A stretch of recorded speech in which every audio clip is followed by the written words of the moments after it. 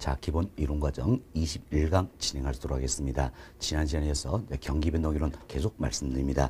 자, 여러분 교재 155페이지예요. 155페이지 하다 보시면 양으로 3번 부동산 경기 변동의 순환 국면이다 소개되고 있죠. 여기서부터 말씀을 좀 드리도록 하겠습니다. 자, 저희들이 지난 시간에 이 그림에 대해서 용어 설명을 좀 해드렸습니다. 자, 추세선이 있습니다. 영선인 추세선을 중심으로 해서 상승, 하강을 반복하는 현상을 가리켜서 우리가 부동산 경기 변동이다 이렇게 표현했죠. 자, 그럼 순환 국면을 크게 우리가 두 가지로 구분한다면 저점에서 정점에 이른 기간이 있다는 이야기예요. 이는 부동산 경기가 좋아진다 해서 우리가 확장 국면이다 표현했습니다. 다음 정점에서 저점에 이른 기간이 있어요. 이때는 부동산 경기가 안 좋아진다는 거죠. 그래서 수축 국면이다 이렇게 해서 우리가 확장 국면, 수축 국면 두 가지로 나눠봤는데 좀 더 구체적으로 네 가지로 분류를 좀 하도록 하겠습니다. 자, 여기 보세요.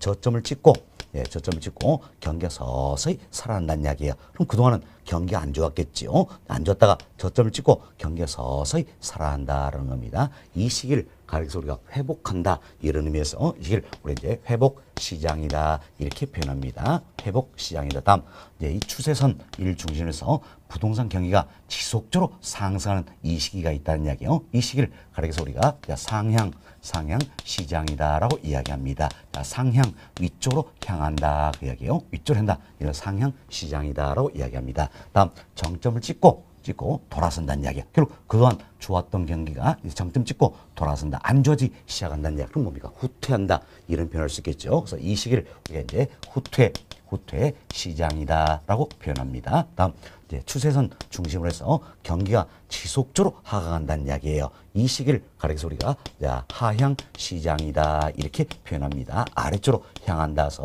하향 시장이다라고 표현합니다. 이처럼 순환 국면에 의한다면 크게 네 가지 국면이 있다는 이야기예요. 회복 시장이다. 다음은 어때? 상향 시장, 후퇴 시장, 하향 시장, 이처럼 네 가지 국면이 있다 생각하시고, 자, 순환 국면에 따른 분류는 아니에요. 왜? 아무 때나 올 수 있기 때문이다라는 겁니다. 그렇지만 부동산 시장만의 고유한 국면이 하나가 되어 있습니다. 바로 안정 시장이다라는 국면이에요. 안정 시장이다. 자, 이처럼 안정 시장은 일반 재화시장에서는 찾아보기 어렵습니다. 부동산 시장이면 존재하는 고유한 국면이다라는 겁니다. 아무 때나 올 수가 있다 생각하시고, 그래서 순환 국면에 따른 분류는 아니에요.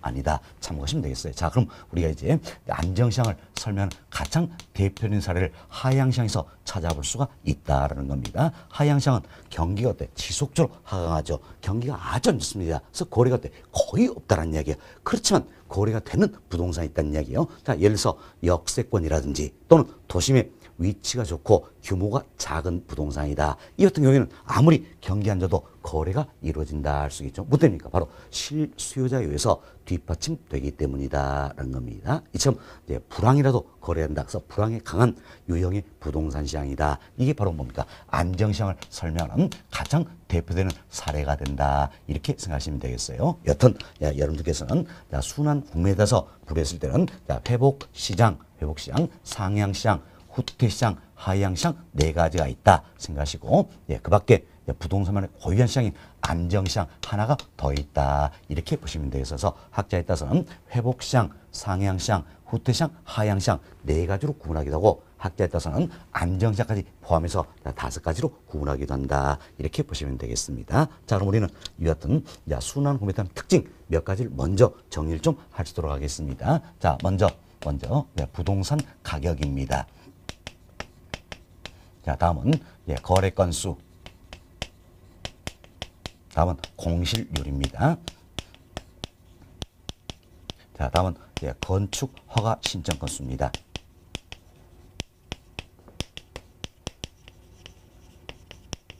다음은 유통시장에서 누구를 중시할 것인가, 그리고 과거의 사례 가격은 어떤 역할을 할 것인가, 이걸 비교할 수 있도록 하겠습니다. 자, 먼저 회복시장입니다. 자, 회복시장부터 살펴드립니다. 자, 회복시장은 그동안 어때? 안 좋았던 경기가 이제 저점을 찍고 서서히 살아난다는 이야기예요. 그럼 부동산 가격도 그동안 어때? 하락했겠죠. 자, 하락하던 게 멈추고 중단하고 반전해서 가격이 서서히 어때 상승하기 시작하는 시기다. 이렇게 보시면 되겠어. 회복시장은 부동산 가격이 이제 상승하기 시작하는 시기다. 이렇게 보시면 되겠습니다. 자, 지금 이제 경기도 서서히 살아나고 가격도 서서히 이제 상승하기 시작한다는 이야기예요. 그래서 거래가 한 건 두 건씩 발생하기 시작했죠. 그래서 거래 건수, 자, 이는 어때? 발생하기 시작한다는 겁니다. 자, 보세요. 거래가 한 건 두 건씩 발생하다 보면, 벌써는 공실 비어있는 룸은 많아질까요? 적어질까요? 적어지겠죠. 그래서 공실률 이 자체는 이제 감소하기 시작한다로 보시면 되죠. 자, 보세요. 거래가 한 건 두 건씩 발생하니까 이제 비어있는 룸은 어때? 줄어든다. 그래서 공실률은 감소하기 시작한다는 겁니다. 다음 경기가 살아나기 때문에 건축 신용 건수 증가하기 시작한다로 보시면 되겠습니다. 다음은 상향 시장입니다. 상향 시장은 추세선을 중심으로 해서 부동산 경기가 지속적으로 상승하는 시기다 할 수 있겠죠. 따라서 부동산 가격도 유형에 관계없이 지속적으로 상승하는 시기다. 이렇게 보시면 되겠어요. 따라서 거래도 아주 활발하게 이루어진다라고 보시면 되겠습니다. 그렇죠? 상향시장에서는 부동산 가격이 지속적으로 상승한다는 이야기야. 그 지속적으로 상승하기 때문에 살려는 사람은 매수자는 하루도 빨리 살려고 그러겠지요. 반면 팔려는 사람, 매도자는 어때? 하루가 늦게 팔려고 한다는 겁니다. 이 시기가 바로 이제 상향 시장이다라는 겁니다. 그래서 우리나라에서도 뭐 이런 예가 있었죠. 이제 자, 부동산 거래를 하기로 서로 약속을 했어요. 약속해서 오늘 만나겠습니다. 만나겠는데 매도자가 안 나타나요. 그래서 전화해 보니까 내일 오겠대요. 또 하루가 지났습니다. 하루가 지나서 또 만나기로 약속했는데 매도자가 또 안 와요. 또 지나니까 다음 날 만나지. 뭐 때문일까요? 가격이 지속적으로 상승하기 때문에 매도자는 하루 늦게 팔려고 하기 때문이다라는 겁니다. 그래서 매수자가 화가 나죠. 화가 나서 이런 표현하는 거죠. 자, 오늘 바로 나오라는 이야기예요. 빨리 나서 계약서 도장치자. 대신에 내가 양도소득세 다 내주겠다는 이야기예요. 이렇게 해서도 거래를 하려고 한다. 이런 시기가 우리나라에도 있었다라는 겁니다. 참 부동산 가격이 지속적으로 상승하기 때문에 매수자는 하루나 빨리 계약을 하려고 했죠. 매도자는 하루 늦게 팔려고 한다. 이 시기가 바로 상향 시장이다. 이렇게 생각하시면 되겠습니다. 다시 한번 상향 시장에서는 거래가 아주 활발하게 이루어집니다. 그래서 비어있는 룸, 공실은 거의 없다라는 이야기예요. 그래서 공실률이 감소해서 최저가 되는 시기가 된다. 이렇게 보시면 되겠어요. 경기 아주 좋죠. 그래서 건축 신청 건수는 증가해서 최대가 되는 시기가 된다. 이렇게 보시면 되겠습니다. 다음 후퇴 시장입니다. 후퇴 시장은 그동안 좋았던 경기가 정점을 찍고 돌아선다는 이야기예요. 그래서 서서히 경기가 안 좋아지기 시작한 시기가 되겠습니다. 따라서 그동안 상승했던 부동산 가격도 멈추고 반전해서 하락하기 시작한다라는 겁니다. 부동산 가격은 하락하기 시작한다. 이처럼 부동산 가격도 하락하기 시작하고 경기도 서서히 안 좋아지기 때문에 거래가 한 건 두 건씩 줄어들기 시작하겠지요. 그래서 거래 건수는 감소하기 시작한다라고 보시면 되겠습니다. 이처럼 거래가 한 건 두 건씩 줄어들기 때문에 비어있는 룸은 많아지겠지요. 그래서 비어있는 룸 이제는 많아진다. 그래서 공실률은 증가하기 시작한다라고 보시면 되겠네요. 다음 건축가 신용 건수입니다. 경기가 안 좋아지기 때문에 건축가 신용 건수 감소하기 시작한다라고 보시면 되겠습니다. 다음 하향 시장입니다. 하향 시장은 추세선을 중심으로 해서 경기가 지속적으로 하락하는 시기가 되겠지요. 이때는 부동산 유행 없이 가격도 지속적으로 하락하는 시기가 된다라는 겁니다. 따라서 거래는 거의 이루어지지 않는다라는 겁니다. 거래가 거의 없다. 이렇게 보시면 돼요. 지금 거래가 거의 이루어지지 않기 때문에 비어있는 룸은 아주 많겠죠. 그래서 공실률이 증가해서 최대가 되는 시기가 된다는 겁니다. 경기 안 좋기 때문에 건축 허가 신청 건수는 감소해서 최저가 되는 시기가 된다. 이렇게 보시면 되겠습니다. 이때 여러분께서는 특징을 비교했는데 공실률 이걸 좀 조심하시기 바라겠습니다. 공실률이 최대라는 이야기예요. 그래서 최대니까 상향상 생각하시면 돼. 그게 아니라는 이야기예요. 공실률이 공실률이 최대라는 이야기는 비율룸이 어때? 아주 많다는 이야기예요. 뭐 때문입니까? 거래가 거의 이루어지지 않기 때문이다. 그래서 언제 됩니까? 하향 시장이다라는 겁니다. 다음 공실률이 최저란 이야기예요. 그럼 공실률이 최저란 이야기는 공실률이 어때? 예, 거의 없다는 얘기. 비율룸이 거의 없다는 얘기. 뭐 때문입니까? 예, 거래가 아주 활발하게 이루어지기 때문이다라는 겁니다. 따라서 예, 언제 됩니까? 상향 시장이다. 그래서 조심하자 그랬어요. 공실률이 최대가 되는 시기는 어때? 하향 시장이 되겠고 공실률이 최저가 되는 시기는 언제입니까? 상향 시장이 된다. 이렇게 생각하시면 되겠습니다. 다음은 이제 유통시장에서 누굴 중시할 것인가 한번 살펴보도록 하겠는데, 자 여기 보세요. 확장 국면은요. 확정면은 경기가 좋죠. 그래서 이때는 자 부동산 가격이 예, 상승하는 시기다 할 수가 있겠습니다. 그래서 회복 시장에서는 예, 가격이 어때? 서서히 상승하기 시작하는 거죠. 상향 시장은 자, 유형에 관계없이 지속적으로 상승하는 시기다 할 수 있겠죠. 반면 수축 국면입니다. 경기 안 좋죠. 그래서 이때는 자, 부동산 가격이 하락하는 시기다 이렇게 보시면 되겠어요. 그래서 후퇴 시장에서는 이제 하락하기 시작하고 하향 시장 때 지속적으로 하락하는 시기다라는 겁니다. 그럼 자 보세요. 이제 이처럼 확장 국면에 접어들면 앞으로 부동산 가격이 때 더욱더 상승할 것이다. 기대 심리가 있다는 이야기예요. 앞으로 가격이 더 상승한다면 내가 지금 살려고 할까요? 가진 부동산 팔려고 할까요? 그렇죠. 살려고 한다는 이야기예요. 그러니까 다들 살려고 하면 거래가 됩니까? 안 됩니까? 안 되죠. 누가 있어야 거래가 될까요? 바로 팔려는 사람이 있어야 된다는 겁니다. 그래서 예, 자 유통시장에서 자 팔려는 사람 매도자를 더욱더 중시하는 경향이 있다. 이렇게 보시면 되겠습니다. 자 다음은 이제 수축 국면입니다. 자, 수축 국면에 접어들면 앞으로 부동산 가격 더욱더 하락할 것이다. 이런 기대 심리가 있다는 이야기. 앞으로 가격이 더 떨어진다. 기대 심리가 있기 때문에 내가 지금 살려고 할까요? 아니죠. 가지고 있는 걸 어때? 팔려고 그러겠지. 왜? 앞으로 더 떨어지니까. 팔려고 한다고. 다들 팔려고 하면 거래가 됩니까? 안 됩니까? 안 되죠. 누가 있어야 됩니까? 살려는 사람이 있어야 된다라는 겁니다. 따라서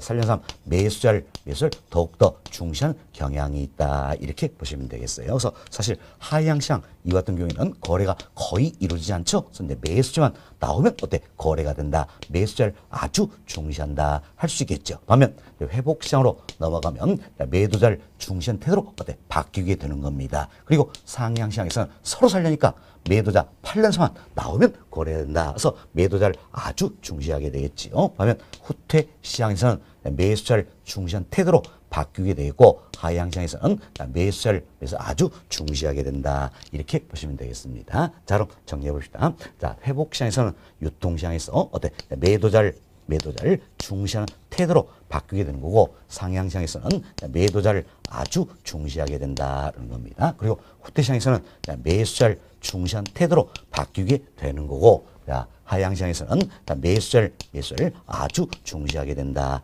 이렇게 보시면 되겠습니다. 다음 이제 과거의 사례 가격이 어떤 역할을 할 것인가 한번 살펴봅시다. 자, 우리가 이 생각이죠. 자, 여기가 과거 시점이고요. 여기가 현재 시점이다. 이렇게 봅시다. 자, 여기가 과거 시점이고 여기가 현재 시점이다라는 이야기예요. 그럼 자, 이제 확장 후에는 부동산 가격이 상승 시기 때문에 과거의 가격보다는 현재 가격이 더 높다는 걸 알 수 있겠지요. 그럼 자, 현재 시점에서 바라봤을 때 과거의 사례 가격은 어떤 역할을 하시는가? 이보단 높아진다는 이야기예요. 자, 이보단 높아지기 때문에 과거의 사례 가격 이 자체는 자, 상한선이 될까요? 하한선이 될까요? 그렇죠. 하한선이 된다. 이렇게 보시면 될까요? 과거의 사례 가격은 자, 하한선이 된다라는 겁니다. 예, 자, 사실 회복 시장에서는 가격이 서서히 상승하기 시작하는 거지요. 따라서 과거의 사례 가격은 새로운 거래 기준 가격이 될 수도 있다는 이야기예요. 기준 가격이 될 수도 있고 하한선이 되기도 한다는 겁니다. 그렇지만 상향시에서는 큰 폭으로 가격이 상승하기 때문에 과거의 사례 가격은 확실히 하한선이 된다. 이렇게 보시면 되겠습니다. 다음 이제 수축 국면 한번 살펴봅시다. 자, 여기가 과거 시점이고요. 자, 과거 시점이고 여기가 현재 시점이다. 이렇게 살펴봅시다. 그럼 자, 수축 국면은 가격이 하락하는 시기지요. 그래서 과거의 가격보다는 현재 가격은 하락한다. 이렇게 보시면 되겠어요. 그러면 자, 현재 시점에서 바라봤을 때 과거의 사례 가격은 어떤 역할을 하시가? 이보다는 낮아지겠지요. 자, 이보단 낮으니까 과거의 사례 가격은 뭐가 되는 겁니까? 상한선이 된다. 이렇게 보시면 되겠어요. 자, 상한선이 된다. 이때도 마찬가지예요. 후퇴 시장에서는 가격 하락폭이 그리 크지 않다는 이야기야. 하락하지만 하락폭은 그리 크지 않다. 따라서 과거의 사례 가격은 새로운 거래 기준이 될 수도 있다는 얘기에서 기준 가격이 될 수도 있지만 상한선이 될 수도 있다라는 겁니다. 그렇지만 하향시장에서는 가격이 큰 폭으로 하락하기 때문에 과거의 사례 가격은 어떻습니까? 상한선이 된다. 이렇게 보시면 되겠습니다. 됐습니다. 자, 이렇게 해서 저희들이 이제 유통시장에서 누구를 중시할 것인가? 과거의 사례 가격은 어떤 역할을 하신가? 이분도 살펴봤습니다. 사실 이분들이 우리 시험에서는 또 어때? 단골 메뉴가 되는 부분이에요. 그래서 여러분들이 이 내용을 잘 이해하시면 되겠는데 사실 제가 이제 원리는 다 설명드렸습니다. 설명드렸는데 이분은 어때? 외워버리는 게 오히려 어때? 여러분들이 마음 편한 방법일 수도 있다는 이야기예요. 사실 모의고사나 실제 시험에서는 어때? 외워가지고 이분 답을 찾는 게 더 빠를 수가 있다라는 겁니다. 그럼 우리는 어떨 것인가? 자, 보세요. 그림을 이렇게 그려야 되는 겁니다. 상승 하강이다. 이렇게 그리셔야 돼요. 그림을 거꾸로 그려버리면 머리가 아파버리는 겁니다. 이제 그림은 이렇게 상승 하강이다. 이렇게 생각하시고 딱 반 나누자는 이야기예요. 반 나누자라는 겁니다. 반 나눠서 이제 유통시장에서 누구를 중시할 것인가? 매수자, 매도자 있겠죠. 그럼 자, 한번 생각해 보세요. 여러분 입에서 매수자, 매도자 뭐가 먼저 나옵니까? 매수자 먼저 나오죠? 매수자 먼저 나온다는 겁니다. 그래서 우리 오른쪽부터 출발하자는 얘기예요. 오른쪽부터 출발해서 매수자, 매도자다 이렇게 생각하자는 이야기예요. 오른쪽부터 출발하자. 그래서 매수자, 매도자다라는 겁니다. 다음 또 과거의 사례 가격이 어떤 역할인가? 상한선, 하한선 이 문제잖아요. 자, 이분도 예비에서 뭐가 먼저 합니까? 상한선 이게 나오죠. 그럼 상한선 나오기 때문에 오른쪽부터 출발하자. 그래서 오른쪽이 뭡니까? 상한선. 왼쪽이 뭡니까? 하한선이다. 이렇게 생각하시면 되겠어요. 그래서 그림을 거꾸로 그리면 머리가 아파버리는 겁니다. 여튼 그림은 어떻게 되었어요? 상승 하강이다 생각하시고 반 딱 나눠서 오른쪽부터 출발을 했어요. 오른쪽부터 출발했을 때 매수자, 매도자. 오른쪽부터 출발해서 상한선, 하한선이다. 이렇게 생각하시면 절대 틀릴 리가 없다는 겁니다. 그럼 자, 한 번 더 살펴봅시다. 여기 보세요. 우리가 그림을 어떻게 그렸습니까? 이렇게 그렸죠? 상승, 하강이다. 그래서 반 딱 나누자 그랬어요. 반 나눠서 오른쪽부터 출발하자는 이야기예요. 오른쪽부터 출발해서 어때? 매수자, 매도자다. 오른쪽부터 출발해서 어때? 상한선, 하한선이다. 이렇게 생각하시면 되겠어요. 매수자, 매도자, 상한선, 하한선이다. 네, 이렇게 생각하시면 절대 틀릴 리가 없다라고 보시면 되겠습니다. 자, 이 내용 토대로 해서 여러분 교재 살펴보도록 하겠습니다. 자, 교재 봅시다. 교재 보시면 자, 155페이지예요. 네, 155페이지 하단에 양골 3번입니다. 첫 번째로 보세요. 부동산 경기도 순환 국면에 따라 일반 경기처럼 회복시장, 상향시장, 후퇴시장, 하향시장 등 4개의 국면으로 구분할 수 있다. 그래서 우리가 4개로 구분해봤죠. 회복시장, 상향시장, 후퇴시장, 하향시장이다. 라는 겁니다. 자, 다음 질문 봅시다. 순환 국면에 따른 분류는 아니지만 부동산 시장 고유의 안정시장을 포함하여 5개의 국면으로 구분하기도 한다. 참 안정시장 여기까지 포함해서 5개의 국면으로 구분하기도 한다라는 겁니다. 사실 안정시장은 아무 때나 올 수가 있다 그랬죠. 그래서 순환 국면에 따른 분류는 아니라는 이야기예요.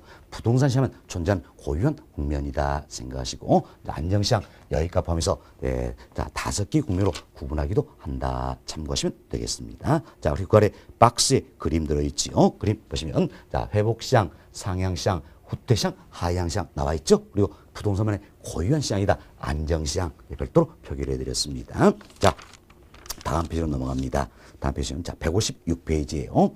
자, 편고로 1번 회복시장입니다. 첫 번째 보세요. 자, 경기 하강이 하향을 멈추고 저점에 이르러 상향하는 변동을 보이는 시장을 말한다는 겁니다. 그동안 경기가 안 좋았겠죠. 그래서 경기 하강이 하향을 멈춘다는 이야기예요. 멈춘다. 그리고 저점에 이르러서 다시 어떤 이제 상승 이처럼 상향하는 변동을 보이는 시장이 바로 뭡니까? 회복 시장이다. 이렇게 보시면 되겠습니다. 다음 편과로 2번 봅시다. 첫 번째 중간쯤 보세요. 자, 지속적인 경기 상승이 진행된 시장을 말한다. 참 경기가 지속적으로 좋아진다는 이야기예요. 이 시기가 언제입니까? 상향 시장이다라는 겁니다. 자, 부동산 가격이 상한 일로에서 더 올 것이라는 기대감 때문에 매수자는 거래 성립 시기를 단기를 하지만 매도자는 거래 성실을 미루려는 경향이 있다는 겁니다. 우리 이런 설명드렸죠. 자, 상향시장은 부동산 가격이 어때? 지속적으로 상승하는 시기다. 참 가격이 지속적으로 상승하기 때문에 매수자는 어떻습니까? 하루라도 더 빨리 사려고 한다는 이야기예요. 반면 매도자는 하루라도 늦게 팔려고 한다. 이런 경향이 있는 게 바로 언제입니까? 상향시장이다. 이렇게 생각하시면 되겠습니다. 그 다음 질문입니다. 자, 상향시장은 후퇴시장의 전 국면으로 나와 있죠. 자, 이점 보세요. 상향시장 그 다음 국면이 뭡니까? 후퇴시장이라는 이야기야. 그럼 후퇴시장 앞전자 쓰는 거죠. 후퇴시장 앞전자 쏘있다가 후퇴시장 전 국면이 바로 뭡니까? 상향시장이다 이야기예요. 그럼 자, 상향시장에서는 이처럼 정점만 찍으면 어떻습니까? 후퇴시장으로 넘어가겠죠. 그래서 후퇴 가능성 그때 내포하고 있는 게 바로 뭐가 됩니까? 상향시장이 된다. 그러면서 후퇴시장의 전 국면으로서 경기 후퇴 가능성을 내포하고 있는 게 바로 어디입니까? 상향시장이다는 겁니다. 이게 우리 교재에 나와 있는 내용이에요. 다시 한번 봅시다. 상향시장은 후퇴시장의 전 국면이다. 앞전자 쓴다 그랬죠? 전 국면으로 경기 후퇴 가능성을 내포하고 있다는 겁니다. 다음 편곡을 3번 봅시다. 첫 번째를 경기 상승이 상향을 멈추고 정점에 이르러 하향하는 변동을 보이는 시장을 말한다는 겁니다. 참 그동안 경기가 상승했죠? 상승하는 게 멈춘다는 얘기. 멈추고 정점에 이르러서 하향하는 변동을 보이는 시장이다. 바로 어디가 됩니까? 후퇴 시장이다. 알 수 있겠지요. 예, 그 아래줄 그 부분 보세요. 일반 경기가 병행하여 장기화되면 점차 때 공실률이 커지기도 한다. 그래서 후퇴 시장에서는 어떻습니까? 공실률이 증가하기 시작한다. 이렇게 설명을 드렸었죠. 자, 다음은 편곡으로 4번 봅시다.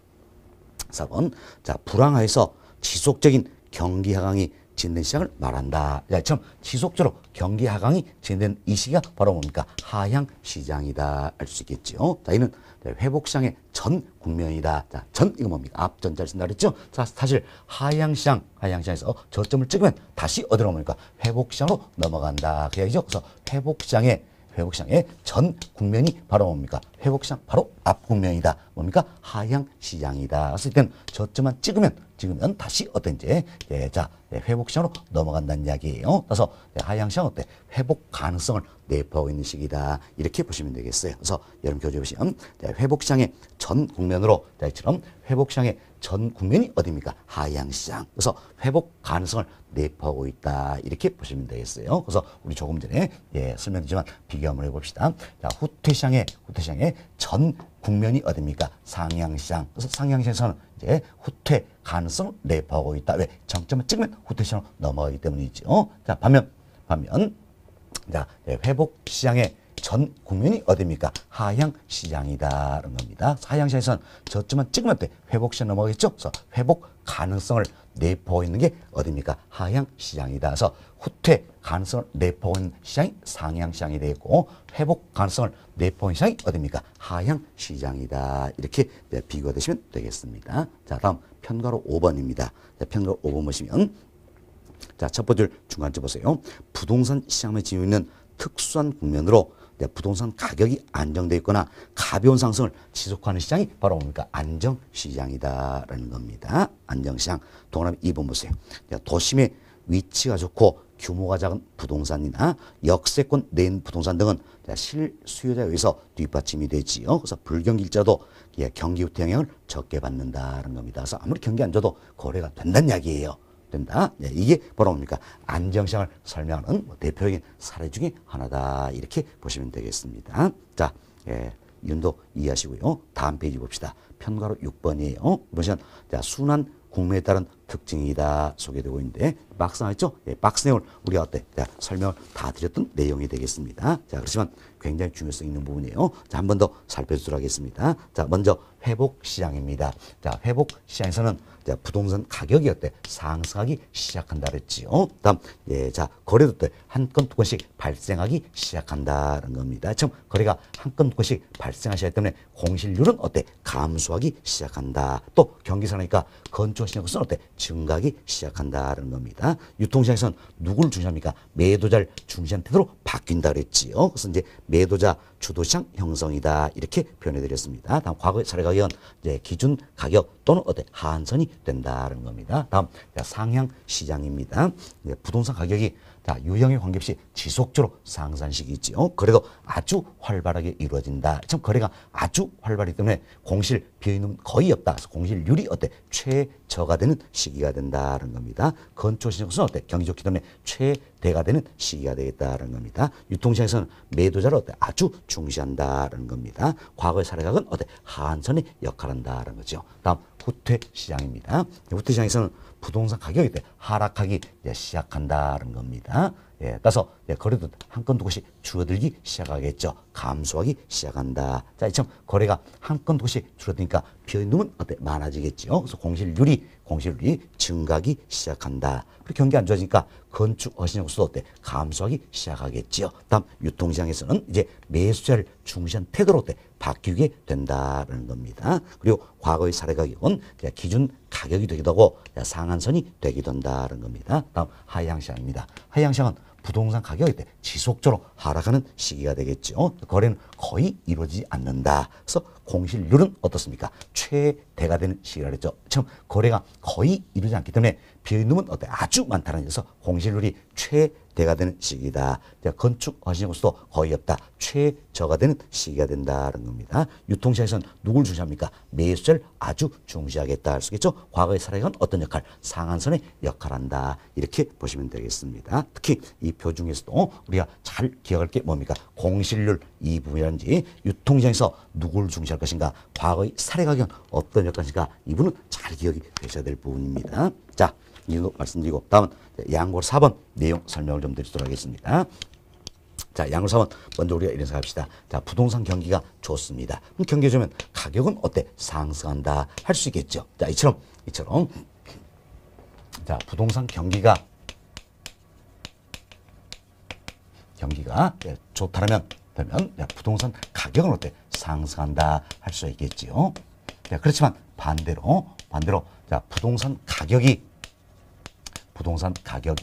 상승한다 그래서 반드시 부동산 경기가 좋다라고 이야기할 수 있어요, 없어요? 없다라는 겁니다. 없다. 자, 이건 다시 보세요. 자, 부동산 경기가 참 좋습니다. 좋으면 가격은 어때? 당연히 상승한다 할 수 있겠지요. 상승한다. 그렇지만 가격이 상승한다 해서 반드시 부동산 경기가 좋다 할 수는 없다라는 이야기예요. 쉽게 이 생각합시다. 투기. 자, 이로 인해서 부동산 가격이 상승하지고 경기가 좋다 할 수 있어요, 없어요? 없잖아요. 또 인플레 이로 인해서 가격이 상승을 가지고 부동산 경기가 좋다 할 수는 없다라는 겁니다. 따라서 우리는 자, 이제 부동산 가격이다. 이 같은 단순 지표에 의존을 하다 보면 어떤 오류를 범하기가 쉽다라는 겁니다. 그래서 부동산 경기를 치닫을 때는 단순 지표에 의존해서는 안 된다는 이야기예요. 안 된다. 어떻습니까? 종합적인 측정이 바람직하다. 이렇게 보시면 그럼 종합적으로 측정해서 여러 가지 지표를 고려하겠죠. 대표로 고려된 지표들이 몇 가지가 있습니다. 먼저 건축량이라는 게 있어요. 건축량이다. 참 건축량에도 건축 허가량이라는 게 있고 다음은 착공량도 있겠지요. 그리고 완공량도 있다라는 겁니다. 자, 그럼 무슨 이제 허가 받아서 착공이 들어가겠죠. 완공된다는 이야기. 완공되면 시장이 나오겠죠. 그래서 건축량 이 자체는 어떤지 공급 관련한 지표가 되겠다. 이렇게 생각하시면 되겠습니다. 자, 다음 두 번째 부동산 거래량입니다.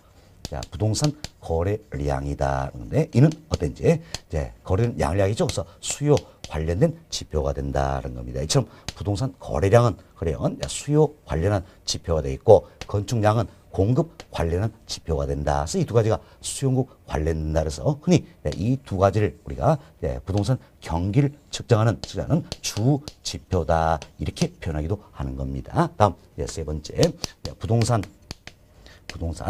가격 변동 지표라는 게 있습니다.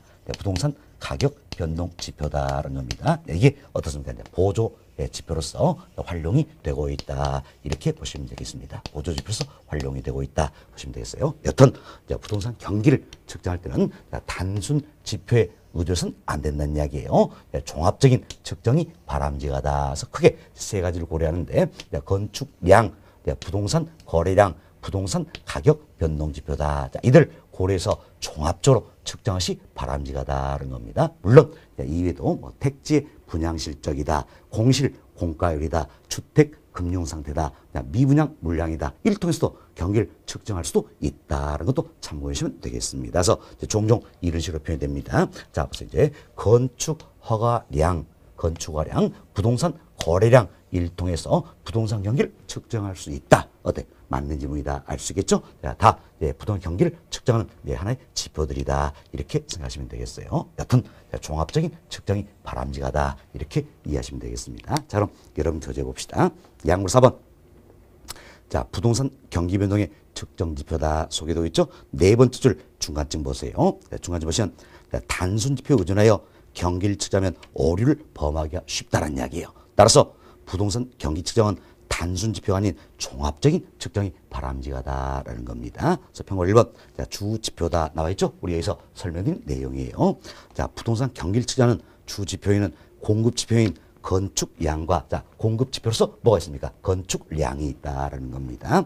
자, 수요 지표인 부동산의 거래량 등이 있다. 이때 건축량에도 어때? 건축 허가량, 건축 착공량, 건축 완공량 등이 있다라는 겁니다. 평고 2번 자, 부동산 경기를 측정하는 보조 지표에는 부동산 가격 변동 지표가 있다는 겁니다. 처음 건축량, 부동산 거래량, 부동산 가격 변동 지표 등을 고려해서 종합적으로 측정 시 바람직하다 생각하시고 평균 3번 그 밖에도 뭐 공가, 공실률이라든지 택지의 분양 실적, 미분양 제호량, 주택 금융 상태 뭐 등등을 활용하기도 한다. 이렇게 이해하시면 되겠습니다. 자, 여기까지 말씀드리면 경기 변동 관련해서도 이야기가 다 되었네요. 다음 158페이지 봅시다. 다음 페이지 보시면 상단에 예제가 들어있죠? 예제 같이 한번 풀어보도록 하겠습니다. 자, 예제 봅시다. 자, 부동산 경기 변동 설명으로 틀린 것은 자, 1번 봅시다.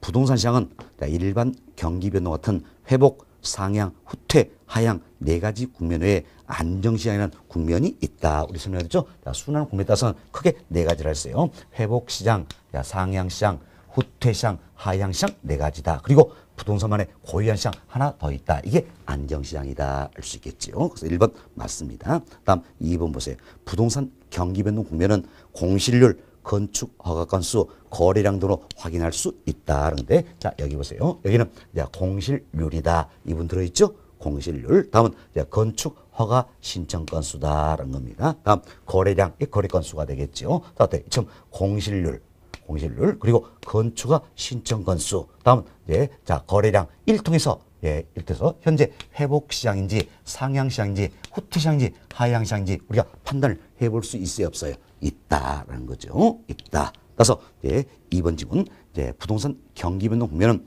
공실률, 건축 허가 건수, 거래량 등으로 확인할 수 있다. 이도 때 맞는 표현이 된다. 이렇게 보시면 되겠습니다. 다음 3번 봅시다. 자, 일반 경기 변동에 비해 정점과 저점 간의 진폭이 작다. 자, 답 나왔죠. 우리가 지난 시간인데 진폭이다. 이건 어때? 순환 진폭. 여기에 줄임말이다. 이렇게 했죠. 자, 이때 순환 진폭은 뭐라고 합니까? 정점과 저점 사이의 폭을 의미한다. 할 수 있겠죠. 그래서 부동산 경기는 일반 경기에 비해서 정점은 어떻습니까? 정점은 더욱더 높다라는 이야기예요. 정점은 높고 저점은 어때? 저점은 더욱더 깊다. 이렇게 이야기 드렸죠. 처음 부동산 경기는 일반 경기에 비해서 정점은 높고 저점은 깊기 때문에 결국 순환 진폭은 어떻습니까? 일반 경기에 비해서 크다. 이 결론만 잘 이해하자. 우리 설명드렸죠. 지금 보니까 자, 진폭이 작다 나와 있네요. 잘못된 표현이다. 할 수 있겠죠. 진폭은 크다. 이렇게 보셔야 되겠습니다. 다음 4번 봅시다. 순환적 변동, 계절적 변동, 무작위적 변동 등의 모습이 나타난다. 하는데 우리 지난 시간에 배웠습니다. 부동산 경기를 구성하는 시계를 차린다면 크게 네 가지가 있다. 뭐가 있습니까? 추세 변동이 있지요. 다음은 순환 변동이 있고, 다음은 계절 변동이다. 다음 어때? 불규칙 변동이다. 자, 지금 네 가지가 있다 이야기 드렸죠. 밑에 지문이니까 순환적 변동이다. 순환 변동 이걸 설명하고 있네요.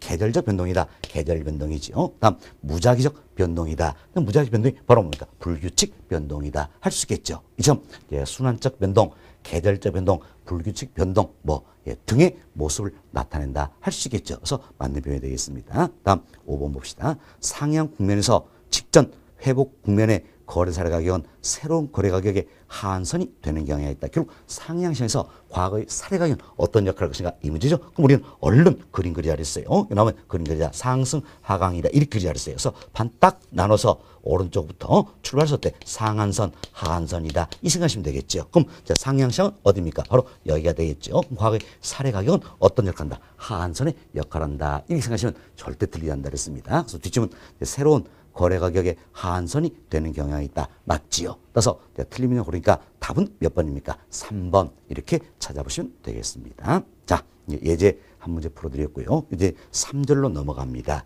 3절. 3절은 거미집 이론이다. 소개가 되고 있지요. 거미집 이론. 여기에서 이야기 좀 드리도록 하겠습니다. 자,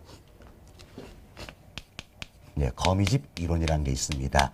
거미집 이론은 공급에 시차가 존재하는 상품이 있다라는 이야기예요. 공급에 시차가 존재하는 상품의 가격 결정을 설명하는 모형이다. 이렇게 보시면 되겠어요. 그래서 이제 에츠키라는 학자가 있었어요. 이름은 중요한 게 아닙니다.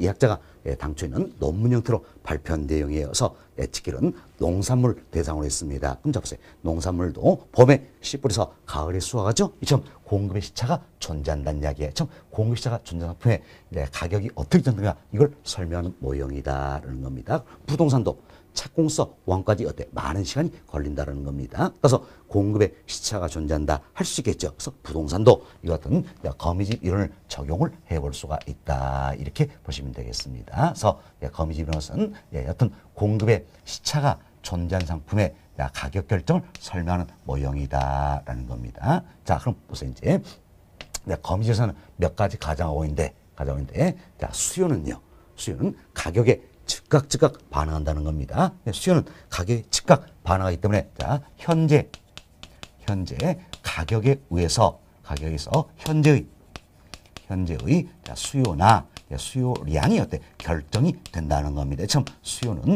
가격에 즉각 반응한다라는 겁니다. 그렇지만 공급에는 어때 시차가 존재한다는 거지요. 존재한다. 그래서 공급은 한결 늦게 반응한다는 이야기예요. 그럼 잡으세요. 현재의 공급 또는 공급량은 그럼 결국 뭐에 의해서 결정이 됐을까요? 바로 한결 늦게 반응하니까 전기의 가격에 의해서 결정이 되어진다 할 수 있겠죠. 그럼 현재의 가격에 의해서는 어때? 다음 기회에 공급 또는 공급량이 결정이 된다라는 겁니다. 이처럼 수요는 가격에 즉각 반응한다는 이야기예요. 그렇지만 공급은 한 기간 늦게 반응한다라는 겁니다. 결국 공급의 시차가 존재한다라는 겁니다. 이처럼 자 시차가 존재한다는 전제에서 설명하는 모형을 가려서 우리가 동태 이론이다 이렇게 이야기하는 겁니다. 동태 이론이다. 사실 참고로만 하세요. 경제 이론은 동태 이론이라는 게 있고 정태 이론이라는 게 있습니다. 이때 동태 이론은 시차가 존재한다. 이것은 가정하는 거예요. 가정한다. 그리고 정태 이론은 수요 모두가 가격에 즉각 반응한다. 이걸 전제하는 모형이 되겠습니다. 그럼 자, 거미집은 공급의 시차가 존재한다. 이 어떤 가정하에서 설명을 하고 있기 때문에 결국 뭐가 된 겁니까? 동태 이론의 하나의 예가 된다는 겁니다. 정태 이론 아니란 이야기예요. 동태 이론의 하나의 예가 된다. 이렇게 생각하시면 되겠습니다. 자, 이렇게 해서 저희들이 이제 거미집 이론의 의 그리고 가정 여기까지는 다 말씀드렸어요. 자, 이 내용이 1번 챕터에 나와 있는 내용이 되겠습니다. 자, 양고리 1번 한번 봅시다. 양고리 1번. 자, 첫 번째 보세요. 거미집 이론은 학자 이름 에츠킬이다. 중요한 거 없다 그랬습니다. 거미집 이론은 공급의 시차를 이용하여 시장 균형의 동태적 안전성을 설명한 동태 이론이다. 자, 거미집 이론은 공급의 시차가 존재한 상품의 가격 결정을 설명하는 모형이다. 그리고 시차가 존재한다 가정하기 때문에 뭡니까? 동태 이론이 된다. 이렇게 보시면 되겠습니다.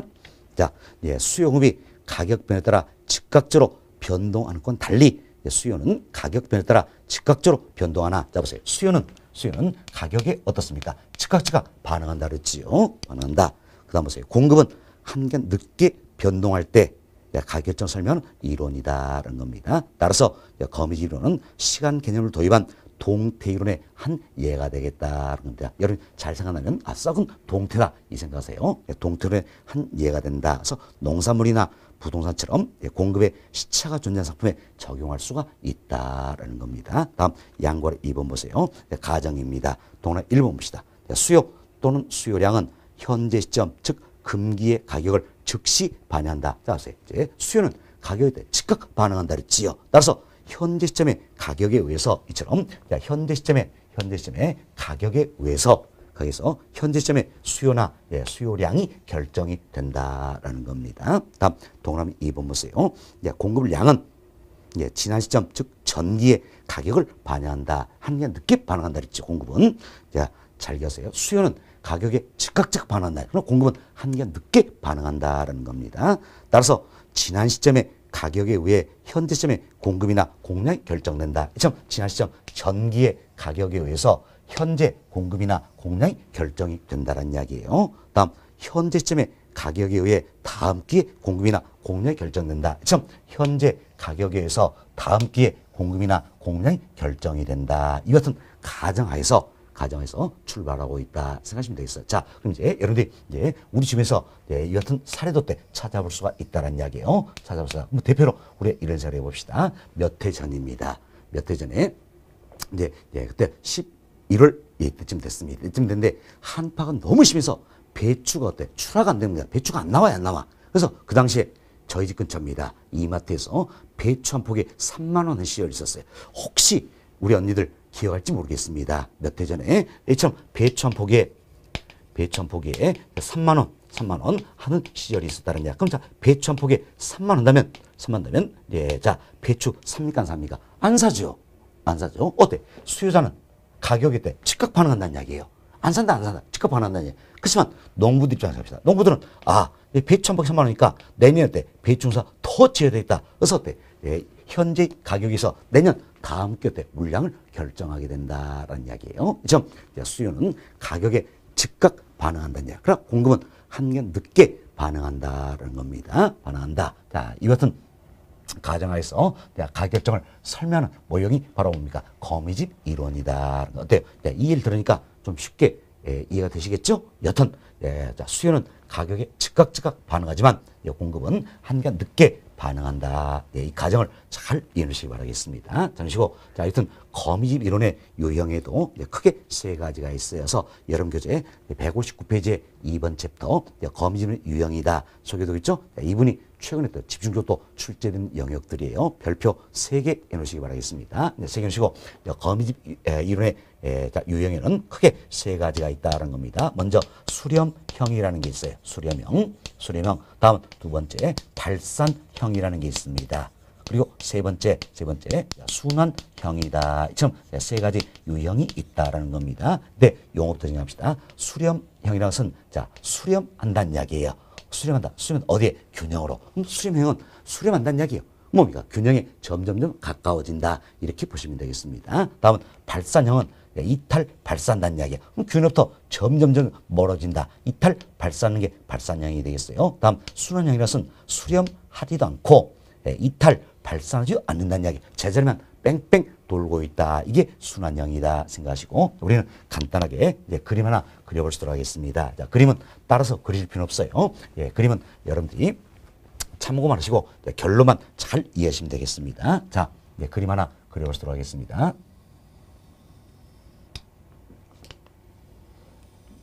자, 이처럼 이제 우하향하는 수욕선이 있다는 그리고 우상향하는 공곡선이 있다는 겁니다. 그럼 자, 수요 공급이 교차하는 이 점에서 균형이 이루어지겠지요. 따라서 균형 가격은 비슷하다는 겁니다. 비슷하다. 이때 이제 수요가 증가한다는 이야기예요. 수요가 증가한다. 그럼 수요가 증가하니까 당연히 어때? 수요선 자체가 이동하겠죠. 공급은 일정입니다. 오로지 수요만 증가한다는 이야기예요. 그럼 수요선 자체가 어디로 갑니까? 수요 증가니까 우측으로 이동하게 된다는 겁니다. 그래서 수요선 자체가 이처럼 우측으로 이동을 하게 된다는 겁니다. 그럼 당초 균형 가격인 P스타에서는 어때 이제 수요량은 이 크기가 되겠지요.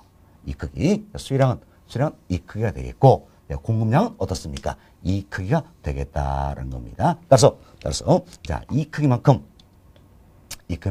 뭐가 더 많습니까? 수요량이 더 많다는 걸 알 수 있다는 겁니다. 그래서 시장은 어떤 상태입니까? 이제 초과 수요다 할 수 있겠죠. 수요량이 더 많다. 그래서 초과 수요다라는 겁니다. 이러면서 가격은 어때? 상승하겠지요.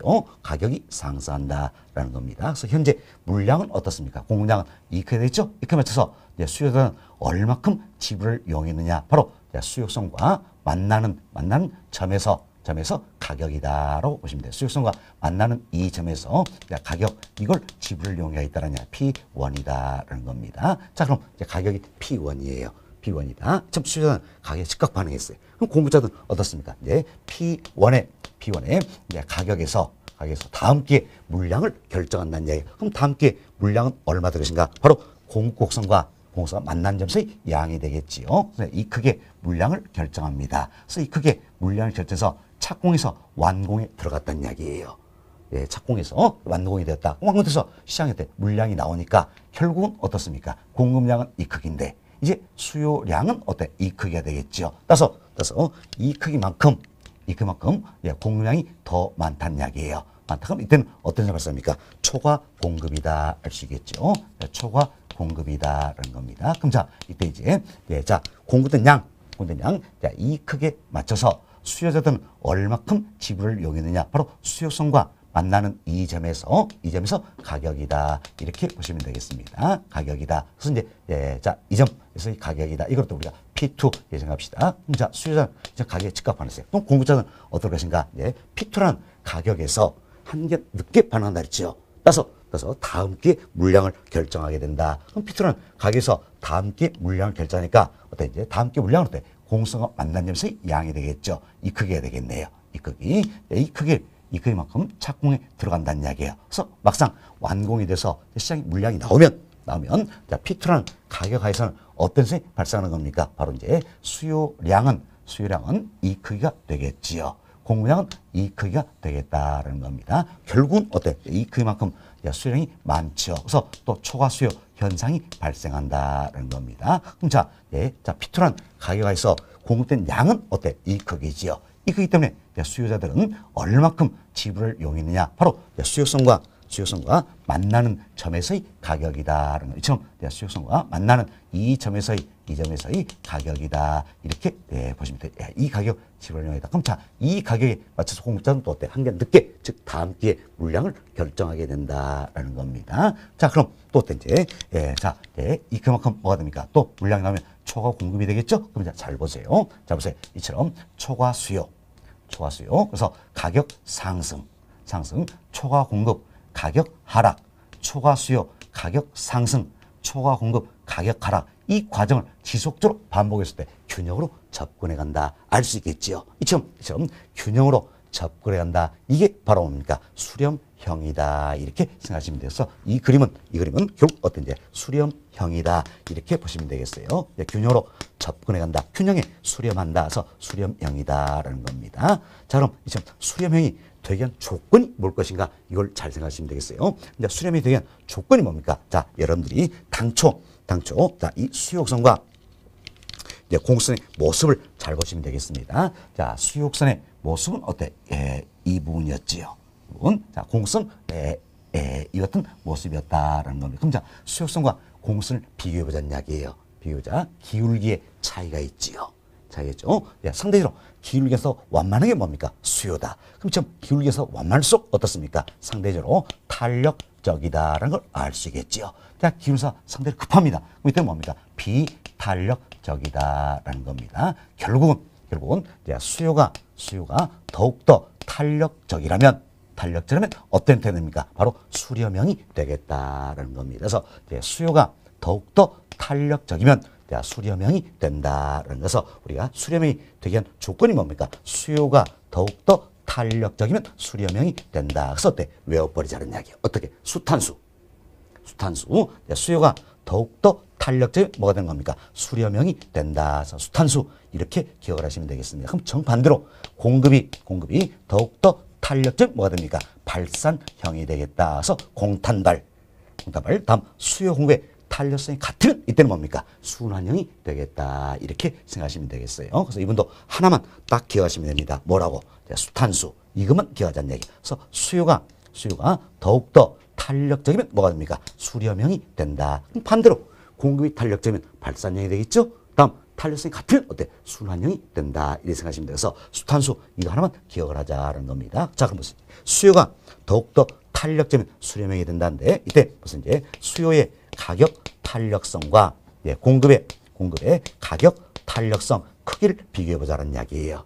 비교해 보자. 그럼 자, 수요가 더욱더 탄력적이라는 이야기는 탄력성 어때? 탄력성 값은 더욱더 크다는 걸 알 수 있겠지요. 그래서 수요의 가격 탄력성이 공급의 가격 탄력성보다 크다면 수요가 어때? 더욱더 탄력적이다. 이때는 수탄수 수렴형이 되겠다. 이렇게 보시면 되겠습니다. 다음은 이제 수요 곡선의 기울기의 절대값입니다. 항상 수요는 절대값 기준이에요. 절대값 기준이다. 다음 공선 기울기의 값이 있다라는 이야기예요. 수요만 절대값 기준입니다. 수요선의 기울기의 절대값과 공선 기울기값을 비교해보자는 이야기예요. 비교인데 우리가 이제 수용급 이론편에서 탄력성 파트에서 배웠지요. 배웠습니다. 어떻게 배웠습니까? 탄, 저, 비, 고 이렇게 배웠죠. 그래서 탄저비고 이 자체는 어떤 이제 탄력성과 가격 사이에 적용된 원리다. 그래서 탄력될수록 가격은 적게, 비탈수록 가격은 많이 변한다. 이걸 설명을 드렸죠. 그래서 탄력성과 가격과의 관계는 우리 뭡니까? 탄접이고 이걸 떠올리자 했어요. 기울기 값도 당연히 당연히 가격과 관련되니까 그러니까 탄력될수록 기울기 값은 적다라는 이야기예요. 탄력될수록 기울기 값이 적다라는 겁니다. 그럼 자 보세요. 이제 이처럼 수역선의 기울기의 절대값이 공선의 기울기 값보다 더 적다는 이야기예요. 그럼 자 기울기값이 적을수록 어떻습니까? 탄력적이 된다. 그럼 이때는 수요가 더욱더 탄력적이니까 뭐가 됩니까? 수탄수에서 수렴형이 되겠다라는 겁니다. 자, 여기에 반대가 이제 발산이 되겠죠. 그래서 수요의 가격 탄력성보다 공급의 가타성 값이 더 크다는 이야기예요. 그럼 공급이 더욱더 탄력적이니까 반대로 발산형이 되겠지요. 다음 수요선의 기울기의 절대값보다 공선 기울기값이 더 적다는 이야기예요. 그럼 기울기값이 적을수록 뭡니까? 탄력적이 된다는 이야기예요. 기울기값이 적을수록 탄력적이다라는 겁니다. 기울기값이 적을수록 탄력적이 되기 때문에 공급이 더욱더 탄력적이다. 그럼 뭡니까? 발산형이 된다라는 겁니다. 다음 이제 수요의 가격 탄력성과 공급의 가타성 같습니다. 이때는 어떻습니까? 이제 순환형이 되겠다라는 겁니다. 다음 수요선의 기울기의 절대값과 공선 기울기값이 같습니다. 이때가 뭐가 된 겁니까? 순환형이 되겠다라는 겁니다. 그래서 여기서 이제 거미집 이론의 유형에는 크게 세 가지가 있다. 이 세 가지를 잘 이해하시면 되겠는데 먼저 우리가 딱 세 글자 기하자. 어떻게 했죠? 수탄수.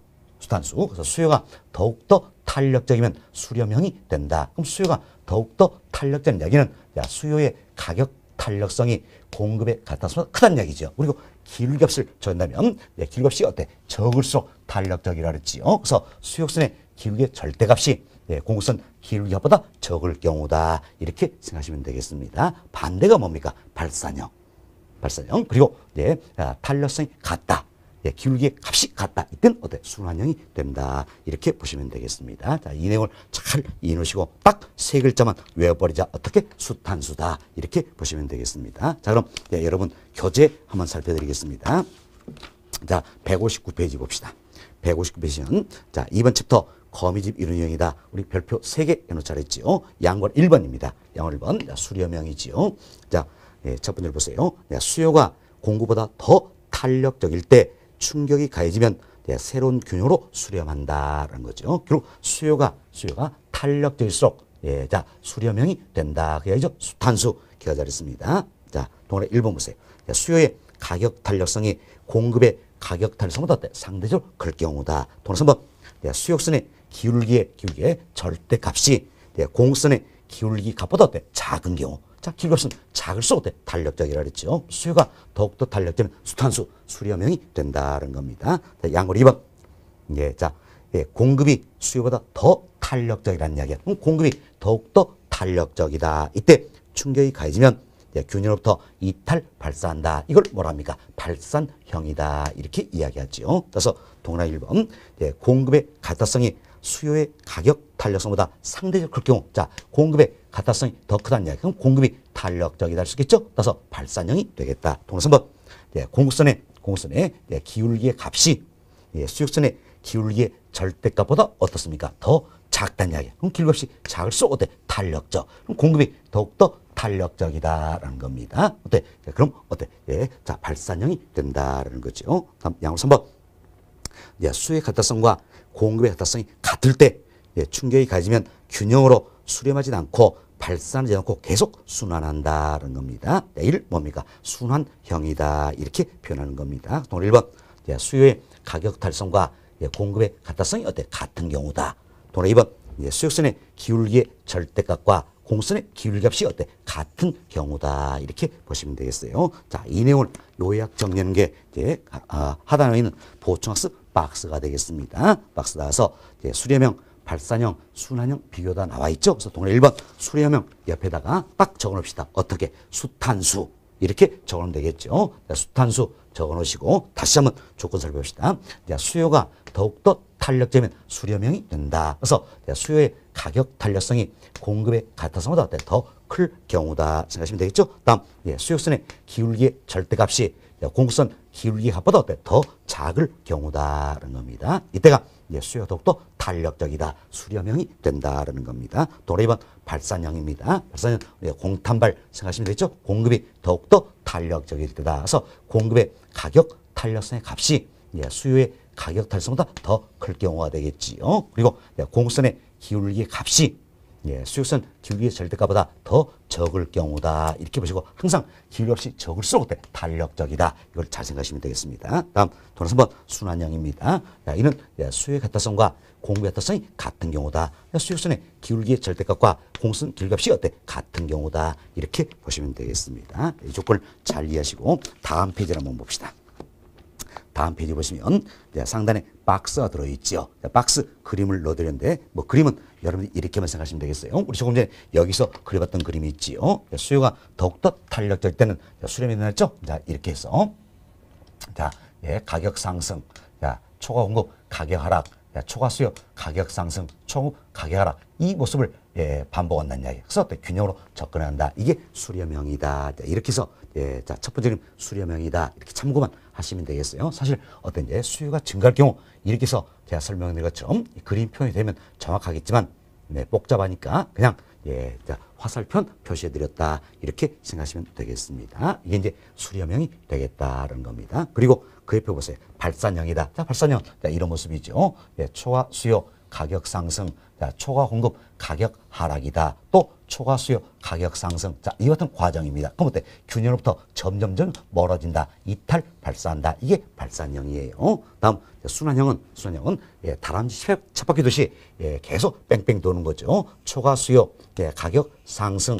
예, 초과 공급 가격 하락. 다시 초과 수요 예, 가격 상승, 예, 초공급 가격 하락이다. 좀 다람쥐 쳇바퀴 도시 뺑뺑 도는 게 순환형이다. 이렇게만 참고로 생각하시면 되겠습니다. 그리고 여러분 보세요. 마치 무엇을 하니까 거미가 어때? 집을 쳐놓는 것 같다. 할 수 있겠죠. 그래서 이름을 뭐라고 붙였어요? 거미집 이론이다. 이렇게 붙여놨다. 생각하시면 되겠습니다. 자, 그림은 참고하시고 여튼 예, 이 수렴형, 예, 발산형, 순환이 되게 한 조건만 잘 정리해 주시면 되겠습니다. 자, 그리고 예, 세 번째 부터 부동산 경기와 거미집 이론이다. 있는데 여기는 크게 중요성 없는 거니까 생략합니다. 생략하고 예, 우측에 예제가 나와 있죠. 예제 같이 한번 풀어보도록 하겠습니다.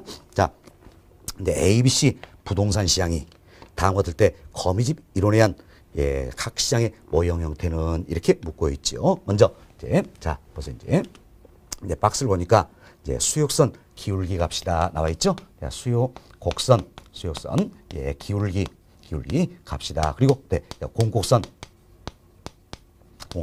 야, 기울기 값이다 나와 있습니다. 먼저 A 시장입니다. A 시장은 예, 수역선 기울기 값이 얼마입니까? 마이너스 0.8이지요. 예, 공곡선은 어때? 0.6이다. 자, 이때 항상 여러분들은 수역선 어때? 기울기의 절대값을 기준한다. 이걸 생각하셔야 되는 겁니다. 수역선 기울기 어때? 절대값을 기준한다. 이걸 생각하셔야 되겠어요. 따라서 예, 기울기의 절대값이니까 얼마가 됩니까? 네, 0.8이 된다. 알 수 있겠죠? 0.8이다. 그래서 0.8과 0.6 이걸 비교해보자는 이야기예요. 그럼 기울값이 더 적을수록 0.2 더 적잖아요. 기울값이 적을수록 어떻습니까? 탄력적이다. 그래서 우리가 배웠어요. 기울값이 적을수록 어때? 탄력적이다. 그럼 결국 A는 뭡니까? 공급이 더욱더 탄력적이다. 알 수 있겠죠? 공급이 더욱더 탄력적은 어떤 유형입니까? 발산형이 된다. 이렇게 보시면 되겠습니다. 발산형. 다음 이제 B 시장 봅시다. 자, B 시장. 수역선은 마이너스 0.3이지요. 공선 기울값은 0.3이다. 항상 수요는 뭘 기준한다? 절대값 기준한다 했어요. 그럼 절대값은 얼마입니까? 0.3이 되겠죠. 그럼 절대값 기준이니까 어때? 수역선 기울기압 0.3. 수역선 기울기 절대값 0.3. 공선 기울기압 0.3 같네요. 그럼 기울값이 같으면 뭐가 되는 겁니까? 바로 제자리 뺑뺑 돈다. 순환형이 된다. 이렇게 보시면 되겠습니다. 다음 C 시장입니다. 수역선 기울값은 마이너스 어때? 0.6이지요. 공선 기울값은 어때? 1.2가 되겠다라는 겁니다. 그때 수요는 절대값 기준으로 했어요. 그럼 얼마입니까? 0.6이 되겠다. 그럼 자 비교해서 수역선 기울기의 절대값과 공선 기울기값 비교하니까 자, 어디가 더 적습니까? 수역선 기울기 절대값이 더 적죠? 1.2보다는 0.2 더 적잖아요. 그럼 기울값이 적을수록 어때? 탄력적이다. 그럼 수요가 더욱더 탄력적이니까 이때는 어때? 수탄수 수렴형이 된다. 이렇게 생각하시면 되겠습니다. 다 찾았네요. 자, 보기 5번 보세요. 보기 보시면 A는 뭡니까? 발산형. B는 어때? 순환형. C는 수렴형이다. 알 수 있겠죠? 따라서 답은 몇 번입니까? 5번. 이렇게 생각하시면 되겠어요. 어때? 어려운 아이죠? 여러분들이 검지변의 유형 이 세 가지 조건만 잘 적용하시면 되겠다라는 겁니다. 여튼 답은 5번이 되겠습니다. 자, 그리고 이제 3절 검지변도 다 맞춰드렸네요. 여기서 경기변동이론은 1절부터 3절까지 저희들이 설명을 다 드렸습니다. 다 드렸고 162페이지 보세요. OX 확인 문제다 나와 있죠? 자, 설명 다 드렸으니까 여러분들이 복습하시면서 OX 확인 문제도 1번부터 10번까지 다 풀어보시기 바라겠습니다. 그리고 164페이지 보시면 출제 예상 문제다서 1번부터 3번까지 들어있어요. 자, 이 부분도 다 풀어보시길 바라겠습니다. 그리고 여러분께 제공된 프린트물 또 한번 보시면 자, 수험 전략이다 나와 있죠? 2페이지에 수험 전략이다. 이분도 한 번 더 읽어보시고 학습 목표를 통해서 우리가 조금 더 생각해 볼 수 있는 시간을 갖자 그랬어요. 그래야지 학교는 책에 하는데 훨씬 더 유리할 것이다라는 겁니다. 그래서 이제 10초 좋고 1분 좋고 생각을 좀 해보시자라는 겁니다. 그리고 어떤 3페이지 보니까 괄호키 퀴즈 전선이다 소개되어 있죠? 이 문제도 한번 풀어보면서 또 어때? 우리는 반복수하자. 참 반복의 반복 이것만이 어때? 우리 살 길이다 생각하시고 꼭 프린트물도 활용을 좀 해보시기 바라겠습니다. 자, 이렇게 해서 이번 시간은 마쳐드렸고요. 다음 시간부터는 우리가 3장 부동산 시장론에서 설명을 좀 드리도록 하겠습니다.